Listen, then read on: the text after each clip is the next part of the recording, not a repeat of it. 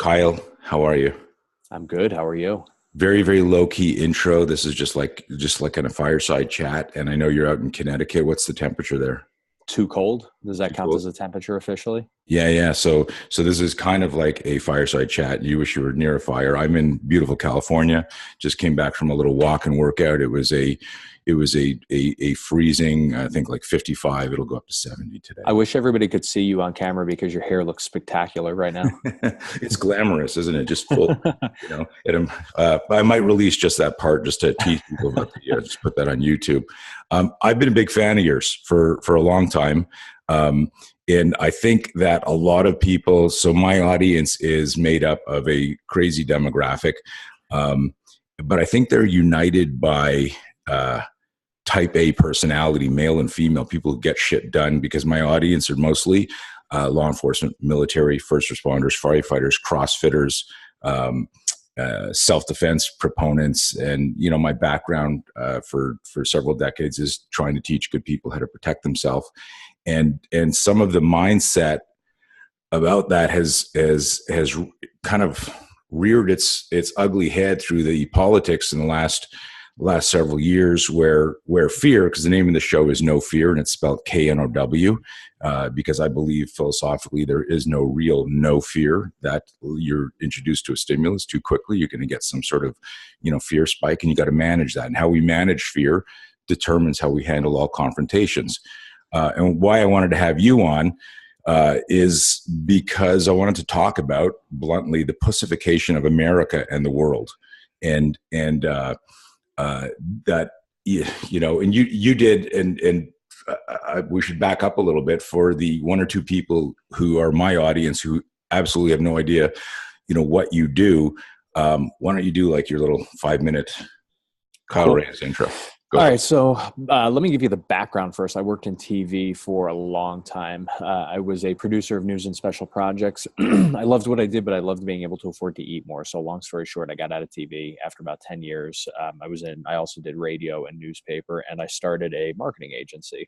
I spent the first 2 years screwing up left and right, having no idea how to run a business, but knowing how to market and knowing how to storytell. So I finally took the best piece of advice that anybody could have given me, which was that if you are the smartest guy in the room, you're in the wrong room. So hire people who are smarter than you.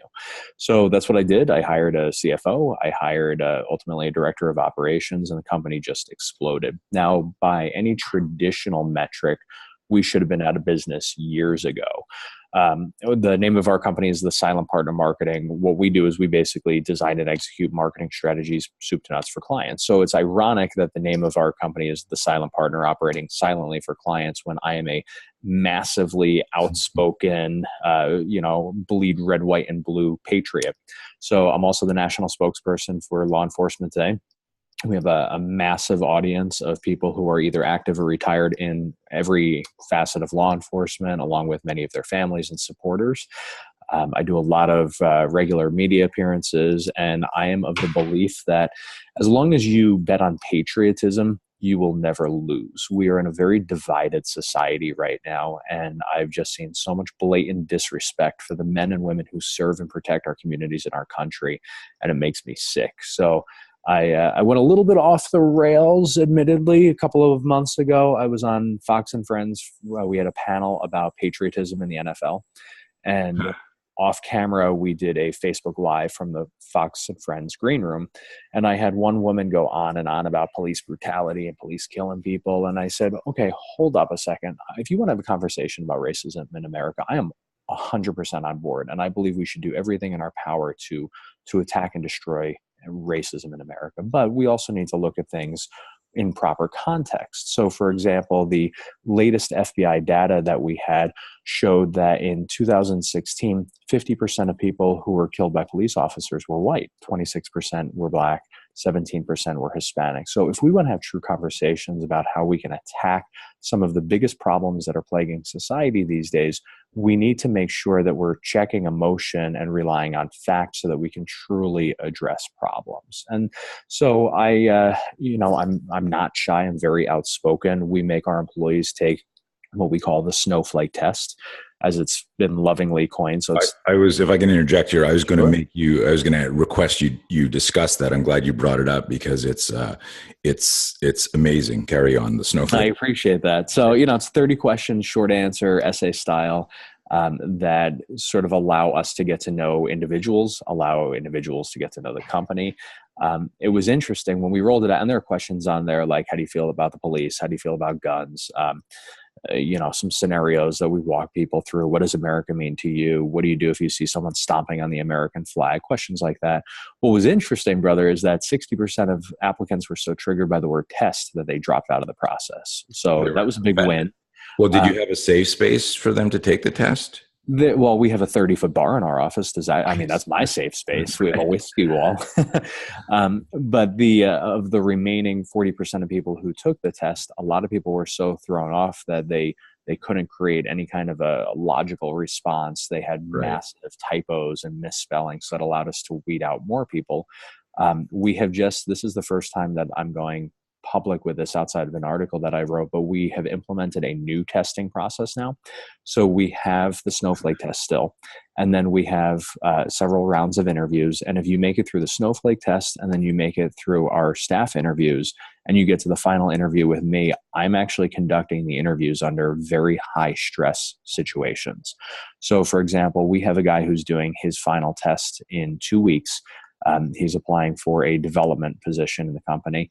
And I have a Navy SEAL and a Marine, and I are going to interview him while we're being strapped into a makeshift fuselage for an airplane, submerged underwater, flipped upside down, and then have to swim to our escape. We're interviewing people on shooting ranges. We're interviewing people in race cars. Because here's the thing, man, when I have an employee who's going to be working with an account that's a 20 or a 30 or $40 billion a year company, and they're meeting with the executive management team or the CEO of that company, they are in a very high stress situation. Mm-hmm. And I need to see how people are going to respond to that. So our testing process has triggered a tremendous amount of people, but more importantly, it's demonstrated that when it comes to negotiating over our values or our beliefs or what we stand for, there is no negotiation. We are patriotic Americans who put our country and our first responders and our veterans first, and that's all that matters. And we're really good at what we do, but that's a whole other and you are. I've watched a bunch of your shows, and as you said, you are good. I love the whole thing, and just for people listening, because my big thing when I'm working with people is teaching them to manage fear in the scariest moment in their life. And that's somebody trying to, physically maim or kill them. Yep. And my thought is like, hey, if you can go through this course and at the end of it, kind of look at yourself in the mirror and go, I'll do whatever I can to protect myself or my family, then making a cold call or going to a meeting, everything else pales in comparison because you go, I will fight to the death. That's what I have. It's a choiceless choice. Totally. And it's really about inspiring people to understand that you don't, some days you're the bug and some days you're the windshield, but you can't choose which fights you're going to fight. And we have a meme that has generated, maybe you can help me monetize my haters because it's produced so many of them. But I created this meme that said, violence doesn't care what martial arts style you practice. Awesome. Because there's this big, like everyone's like, what's the best art? What's the best art? And I always tell people, art's for the fucking museum. Like what goes on in the street. And so when you were describing all of this, what was racing through my head was, it was giving you a glimpse and for a parallel thought, and I'm going to kind of, go off on a couple of rants and tangents here, and then hopefully you can clean me up is, you're not looking, there's no yes or no, right or wrong answer. You're looking for character. You're looking for ethics. You're looking for morality. You're looking for because you're a mentor and you want to see how somebody handles the pressure. So I want people listening to this. This is my interpretation. But some of you might be listening to this going, holy shit. Like if I was in that fuselage, I'm afraid of flying. I don't think that Kyle is looking for, comes back to you saying if the people you're interviewing are better than everybody in the room, they should have their own company. You're looking for a team. Correct. Right. Correct. And that's one of the reasons why I've got a Marine and a SEAL who are conducting the interview with me, because when you go through boot camp, you are taught to sort of check individuality and become part of a unit, become part of a team. The reality of it is that, we travel all over the country with our staff. You spend with your standard job, people spend 8 to 10 hours a day in a work environment. That's often more time than you spend with your family. And so your work life and your work culture has to be a family in order to have productivity and to have the kind of lifestyle that an individual wants. To me, it's more important that the lifestyle and the culture is strong than someone is the absolute best of the best of what they do, because that team unit results in success for the client. And so when you're spending that much time with people, you want to make sure that everybody is synergistic with each other and can still maintain individuality, but while also having that camaraderie and that team spirit, and be willing to work with and help others and check your own perspective at the door to do what's in the best interest of the organization, your coworkers, yourself, your family. I mean, I tell all of my employees that their family has to be their top priority. And I truly mean that. I'm very blessed to have a beautiful wife and 2 daughters at home. So for me, family and faith comes before everything else. And I expect that to be the same of my employees, but I expect them to contribute to that family environment here as well. I love it. And you kind of brought that out at the end, but what you were describing as the ideal formula to create an amazing team at work so that you have, unified vision, mission, success is exactly how you should conduct and behave in your own personal life. You should approach stuff that way, where there's a balance between what you need, but also the needs of your family. When I was, I got 3 kids. My son's 26 now, and I got custody of him when he was a month old, and which is unheard of 20 years ago. It's rare even today, but I got custody of him, and it was very, very challenging, because when it happened, like, my mom and everyone around me, was like going, "Hey, like, you got to do what every like single dad does, and you'll see your kid every second weekend," and And I said, "No, like, that's not happening." And I remember people near me going, like, "This is going to change the path, the trajectory of your business."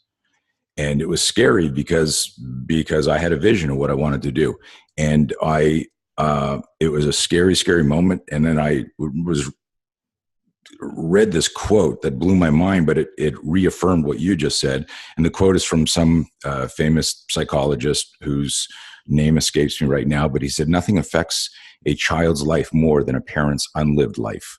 And it was so heavy. Nothing affects a child's life more than a parent's unlived life, right? So, if you're, grow up to be like a bitter, angry, grumpy old man, well, guess what?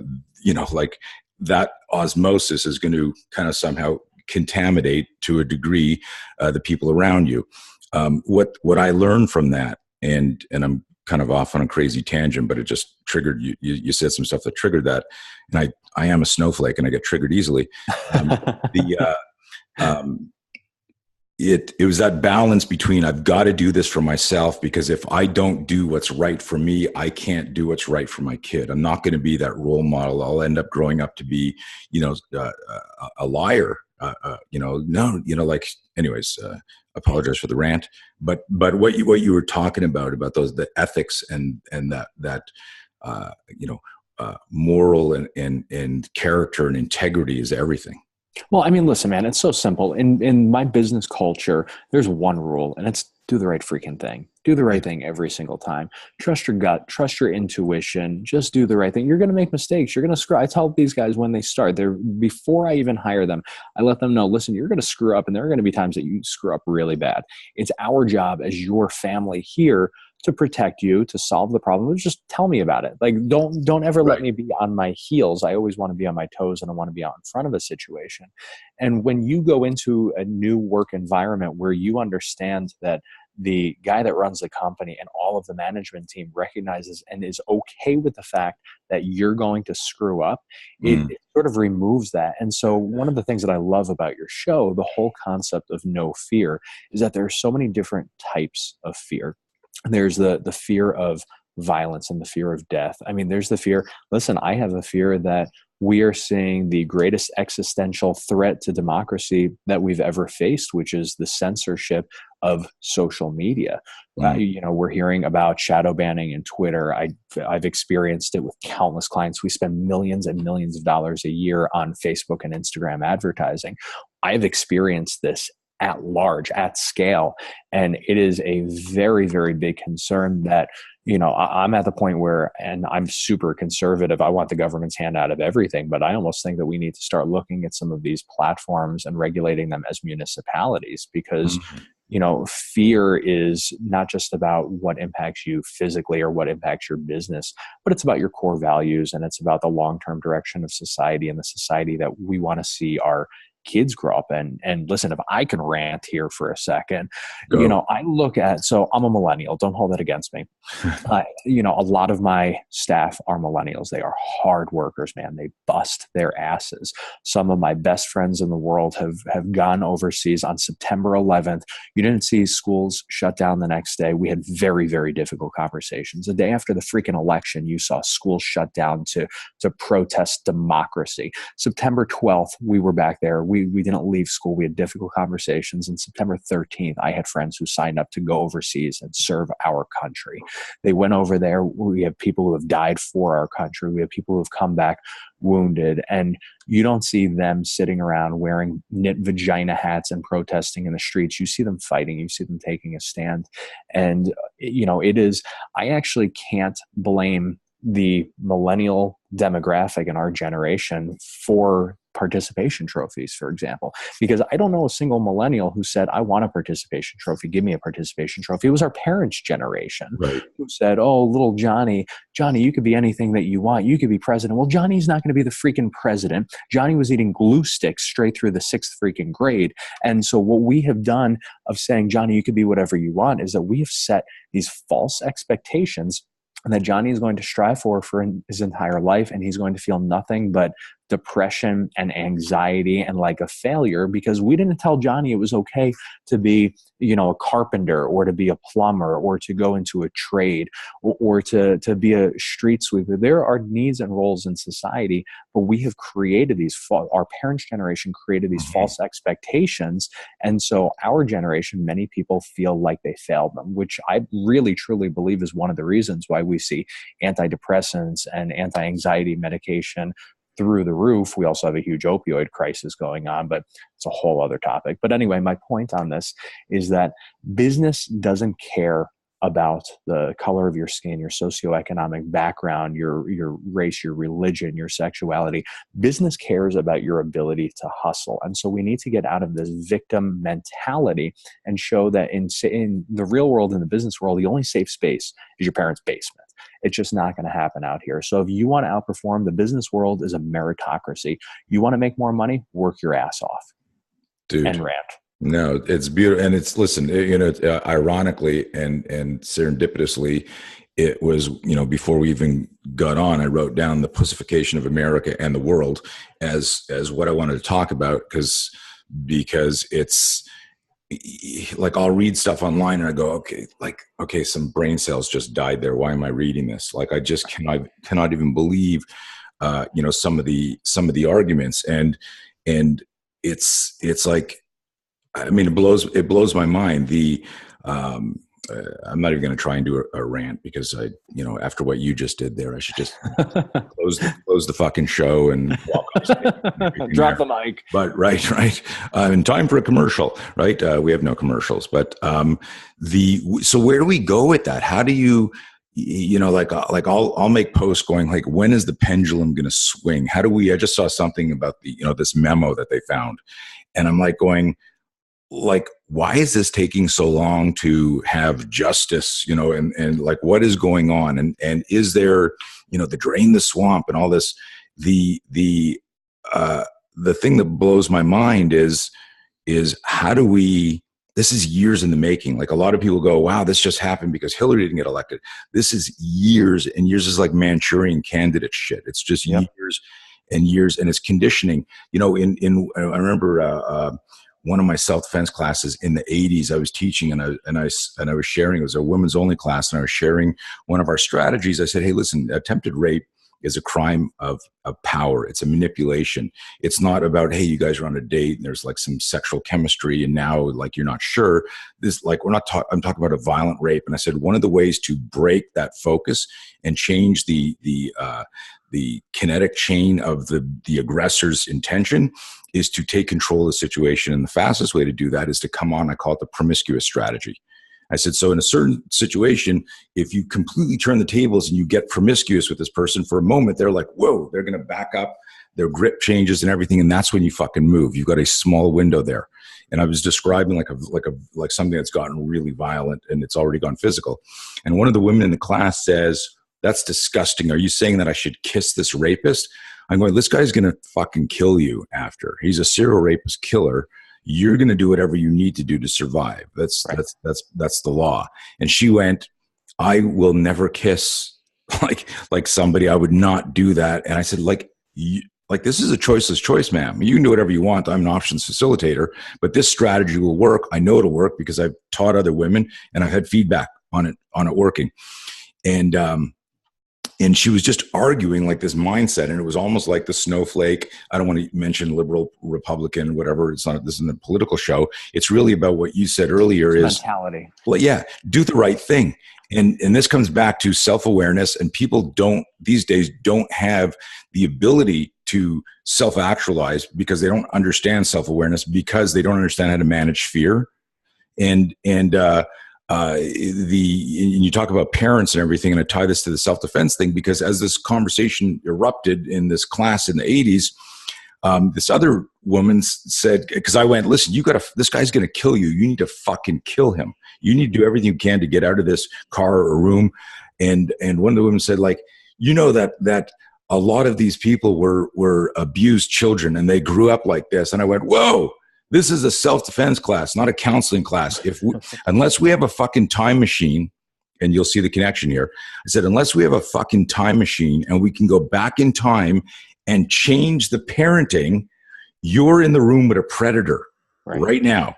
And so this, like, it was just a neat synchronicity, because it's the parents who gave Johnny and Susie and everything like you're you can do whatever you want. I remember, I don't know if you know, oh my God, I just forgot his name. Sorry, bro. He's one of the best shooters in the world. And I was down at Fort Bragg doing a course, and he was there and he invited me over to shoot. And he had this coveted hat, Jerry Barnhart, okay, one of the best shooters in the world. And Jerry had this hat that he only gave out one hat every class to the best shooter in the class. Mm-hmm. And so everyone's shooting, and then it's getting dark, and these two guys they're neck and neck and neck and neck. And I'm kind of like a minor celebrity in the combatives world, right? So I'm thinking, like, I've had steak and wine with Jerry. I mean, I'll get a fucking hand from him. Like, so they're like this at the end of it, and he's got like this box, and he goes, one guy finally wins because it was so dark. Somebody missed because they were shooting in the dark, and they go like this. And they go, this isn't the hat, I'm just using it as a prop. But he goes like this, and he goes, dude, you won the hat, the coveted hat. And he gets that, and everyone claps. And I kind of shinny up to Jerry, and I go, dude, how do I get one of those hats? He said, you got to fucking win. I go, but come on, man. I'm not going to fucking, like, I'm a Canadian who's living in the States. I don't like to shoot guns, or pictures of guns are illegal where I'm from, right? We made that hat. Right, exactly. And I said, come on, man. He said, dude, this hat is for the winner, and there can only be one winner. Right? Oh. It was like there's only one winner. I'm an elitist. Yeah. So, well, listen, you asked the question, what do we do? And a good friend of mine, this guy, Eli Crane, you got to get Eli on the show. So Eli, Navy SEAL sniper, owns a company called Bottle Breacher. He sent me a t-shirt, and the t-shirt said, evil triumphs when good men do nothing. Right. And listen, man, regardless of where people stand on our president, first of all, he's your president. You live in America. He's your freaking president. He's our president. But regardless of where people stand on him, he brought up a very, very important conversation early on. And people thought that I was out of my mind. A year before Trump threw his hat in the ring, I said, if that man enters into this race, he's going to crush it. Went public with it, mainstream media, nice. Got annihilated. But it's because, listen, my job is to understand the pulse of Americans and the pulse of marketing. So he brought up this concept of the silent majority. And the whole reason that I was appointed as the national spokesperson for law enforcement today isn't because I'm a police officer or in the military. It's because I have one opportunity that many of these men and women don't have, which is that no police department can fire me. There's not a single branch of the military that can kick me out. And so all of these conversations that men and women who serve our communities in our country are having, but can't say publicly because they don't have a First Amendment right like you and I do. They do, but the market dictates everything, and the market will dictate their asses out of jobs. I can say all of the things that they can't. So the idea of the silent majority, the people who are like-minded individuals who believe in patriotism, who believe in meritocracy, who believe in supporting the founding principles of our country, we need to all stand together, stand strong, and speak out. And again, evil triumphs when good men do nothing. If we don't start standing up and speaking together. Listen, I want to touch on a topic that'll actually probably be near and dear or piss off a lot of people who are listening to this, which is the whole idea of hate crimes. So I have a very big problem with the idea of further prosecuting a crime as being a hate crime. Because in this case, we're doing two things effectively. One, we are going after thoughts and the whole idea of freedom of speech, which is that you can say what you believe. Unless we don't agree with that, we're going to prosecute it. But the big problem that I have with it is that we are protecting certain classes above and beyond other classes. I'll give you an example. So if you kill a gay man because you don't like gay people, that's treated like a hate crime because you hate gay people. And so you not only committed murder, but you committed it with hate. Are you going to tell me for a second that when you rape and murder a woman, that's not done in hate? How is that not a hate crime? So we're now effectively saying that the life of a gay man is valued greater than that of a woman, or that the life of a black man or Muslim man, or insert race or gender or sexuality here, is more valuable than the life of another. Isn't that sort of counterintuitive to the culture of we are all equal?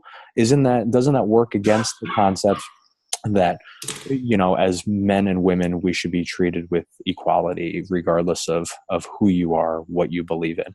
And so when we start going after thoughts of people and prosecuting those thoughts, and we start elevating classes of people based on the color of their skin, their sexuality, their socioeconomic background, we are creating the very divide that so many people here in America say that they are fighting to break down. It's heavy, and that's what we've been watching for a year in the news.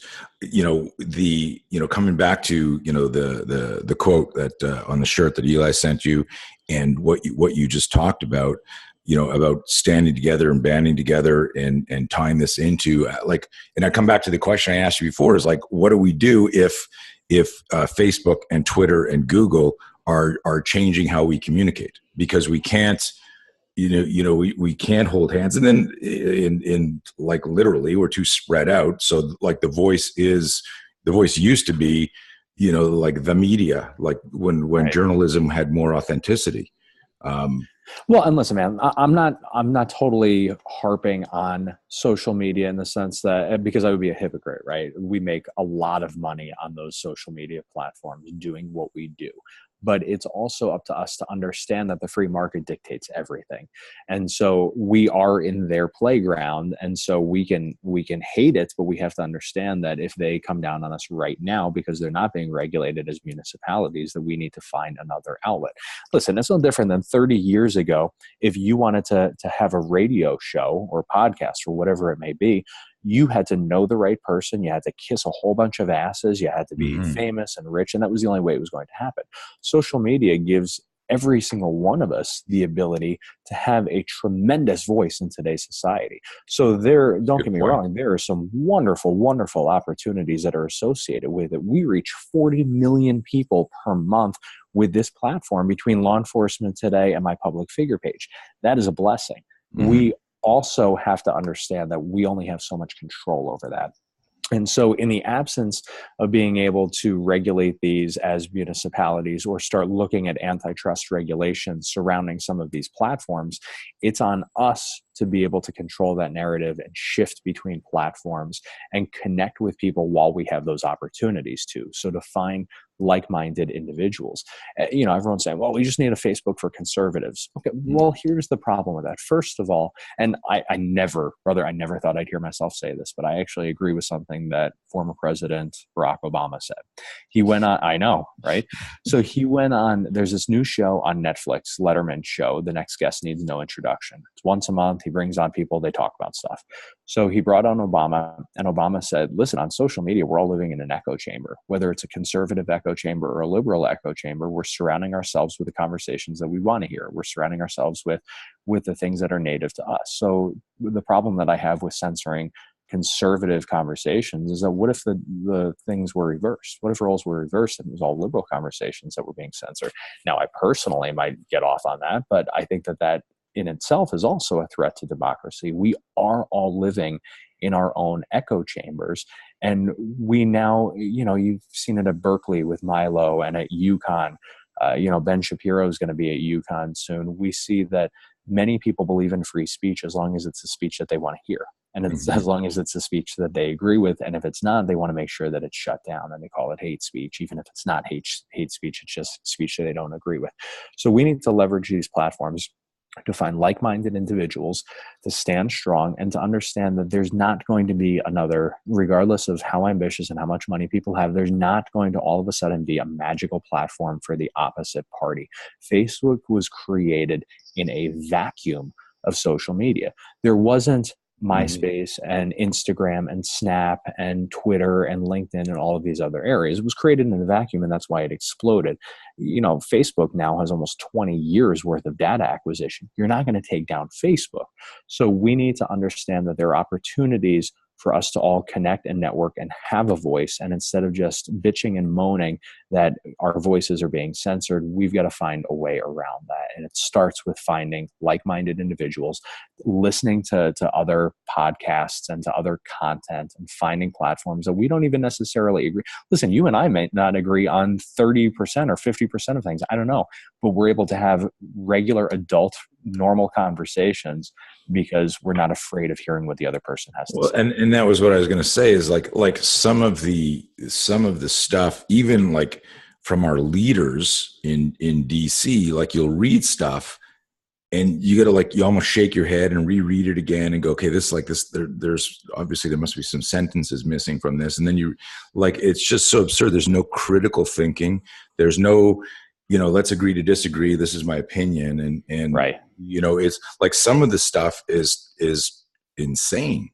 Yeah. I mean, so there was a press release put out by the Connecticut Democrats about me, calling me an alt-right conspiracy theorist and Charlottesville denier, which was, I thought, very impressive how they came to that conclusion. And I'll tell you where it came from. I did a Facebook Live right after the Charlottesville scenario happened. And I said, before jumping to conclusions, we need to allow law enforcement to do their jobs and to thoroughly and properly investigate this. We know that there have been many cases of riots and things across the country where people were paid to be bussed in. And so we don't know what happened. We need to allow law enforcement to do their jobs, because the woman who was killed in Charlottesville, in the moment that she was killed, she wasn't black or white, left or right, conservative or liberal. She wasn't Hispanic or Asian. She was an American. The blood of an American was shed. And so we owe it to that woman, regardless of who she was or what she believed in, or whether she was Antifa or KKK. It doesn't matter. She was an American, and we owe it to that woman and to that woman's family and to society to do a proper investigation, to allow our law enforcement officers to do their job and to bring justice to that family. Because without the law and without justice, we are a society without. And that is a very dangerous place to be. And you look at all the sanctuary cities and sanctuary states and everything. If you don't like the freaking law, work to change the law. Don't disrespect it. And, the whole conversation that's now being had at the national level of allowing the Department of Homeland Security to go in and arrest some of the leaders of these sanctuary cities, I think is a wonderful thing, because they were put in office to do a job and to enforce the law and to allow the men and women who serve our country to enforce that law. Again, you don't like that law, change it, but you don't disrespect that law, because then we become a society without. Beautiful. it's while you were describing that, and you're describing the Charlottesville event, and it's amazing how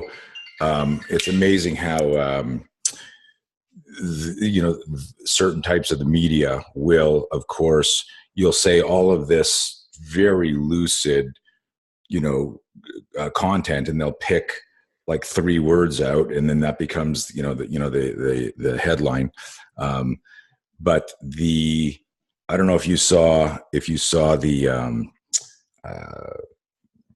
reaction to what company was it? Was it the Gap that came up with that the kids T-shirt? H&M. It was H&M. Yeah. Was it the one? Yeah. The kid wearing the shirt that said "coolest monkey in the jungle." Right. And then so there's like video yesterday. I'm watching the guys like tearing up stores. The reaction to that was like people. I mean, like we need the National Guard. I mean, it's gotten so crazy. Like, how do we? And I know I keep coming back to this like a broken record, but how do we intercede at that level? It's just so chaotic.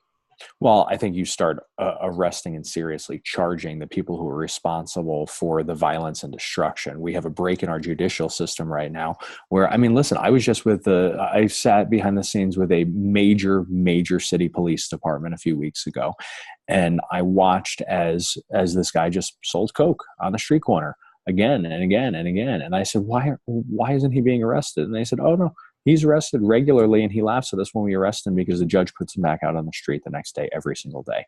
So the problem is not law enforcement. Our law enforcement officers are sick and tired of the fact that they are busting their asses to bring justice to criminals and to families who want that justice to be brought, and these people are ending out on the street the next day. So the problem isn't our law enforcement, it's our judicial system. So, that is one starting point. Listen, as far as this whole H&M situation goes, the kid's mom didn't have a problem with it. Right. Now, do I think that H&M is racist? No, not at all. Do I think that they screwed up? Yeah, I do. Yeah. And I'm going to weigh in now from a marketing perspective, right? Like, I create a lot of controversial content. My team creates a lot of controversial content, but we understand and recognize the narrative that's happening in society and where we are.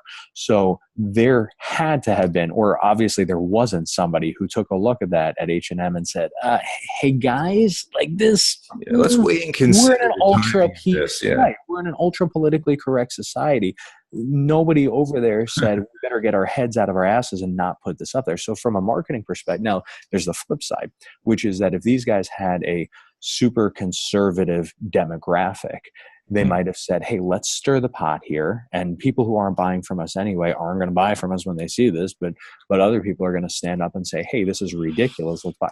But the problem is that H&M's demo isn't a super conservative demographic. Right. And so they obviously screwed up. But as a marketer, you have to understand the implications of the narrative and the messaging that you're putting out there. So, I mean, I'm just going to throw this out there. If H&M's looking for a new marketing agency, this would be a shameless plug to go check us out.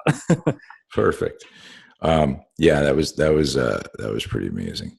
And I thought you'd get it. I wanted to bring it up just because of the industry you're in, like who, someone walked into your office and said, what do you think of this? And you'd be going, are you insane? Like, right. No, cute graphic, but no, maybe like 50 years from now and maybe 50 years ago, but not right now.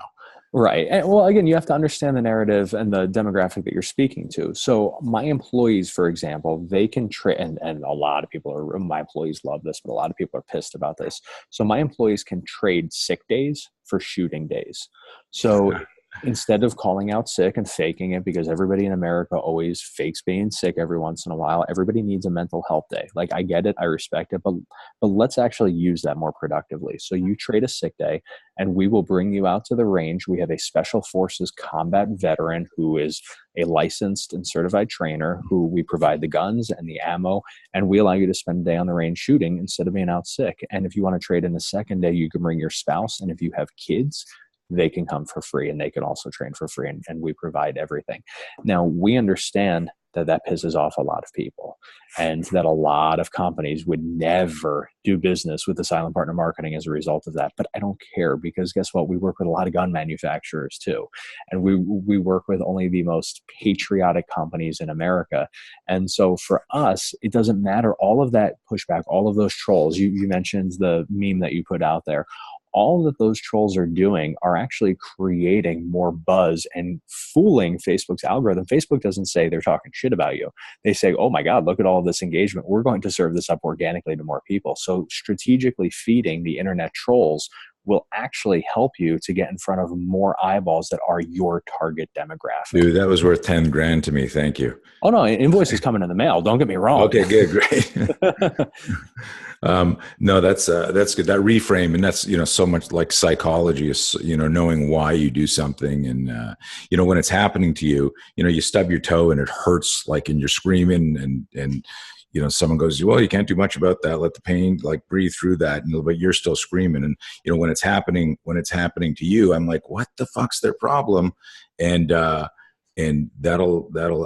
actually a nice silver lining to that, because I never thought about it in those terms. If you want to get a laugh, so after I did Fox and Friends and Varney and Company and Risk and Reward and Kennedy Show and everything, I mean, we had a lot of media buzz about the Snowflake test, and we had a lot of people go leave 1-star reviews on our Facebook page for the silent partner marketing. Now, we also had a ton of people leave 5-star reviews, but the people that left 1-star reviews and talked shit about us, my staff was instructed to have fun with them. Poke the angry bears, get really aggressive, call them out, reverse troll them, take pictures of them at their job delivering pizza as they tell us how to run an agency. So when we responded to the comments that they left in the 1-star reviews, I then took screenshots of those and I put them up on my public figure page, which is facebook.com/Kyle Reyes CEO. So you could see some of those 1-star reviews along with how my staff trolled them back. And all that it resulted in was we went from having, 296 1-star reviews and like 100 legitimate 5-star reviews to all of a sudden like 1,300 5-star reviews and a very, very loyal demographic. My public figure page went from like 70,000 followers to 112,000 followers because people identify with the fight. They identify, they're sick and tired of people sitting around on their asses, and it is time for Americans to stand up. It's time for the silent majority to stand up and declare that enough is enough. This is our country. We are here to support our patriots, our first responders, our veterans. Enough is enough. We're sick of the shit and we're fighting back. I dig it. I mean, it's ironic, and we should probably wrap on that, but it's ironic. Like, if you hate this place so much, go somewhere else, and it's quite sickening. Dude, you're very, very fun, very articulate, very... You too, man. If you ever come out to our great communist state of Connecticut, I'd love to have you sit down at the bird. Come out to my communist state of California. Maybe we just meet in Texas and drink. We could do that. I love what you're doing. I'm a big fan. I will share some links and stuff like that, in the show notes. What's the... you mentioned the websites already, but if people want to learn more about you, Sure. Best place, what's the best place to reach you? To me, it's about patriotism above business. So they could follow me on Facebook, facebook.com/Kyle Reyes CEO. Or if you just type in, I think, KyleReyes.com, it'll bring you there. And let's just have some patriotic conversations first. Let's talk about who we are, and that's it. You can find me on LinkedIn. If you want some real manly shit, you can check out therealmanshow.com. We are resurrecting the art of manliness. So we got an episode about to drop where we did some wild pig hunting in the middle of the night from choppers in Texas. We've got some shoots. Actually, we're going out to San Diego soon. So but again, to us, it's about America first, and you will never fail by doubling down on patriotism. So you embrace that fear of potential failure, and you just own it, and you use it to grow your business, your brand, yourself, your family, your faith. Just know that fear, embrace it, and America. I dig it. I love it, man. Kyle, thank you so much for your time. Thank you, brother. And we will be in touch. Let's have you back on the show again. Sounds good, man. Take care, man. Stand by.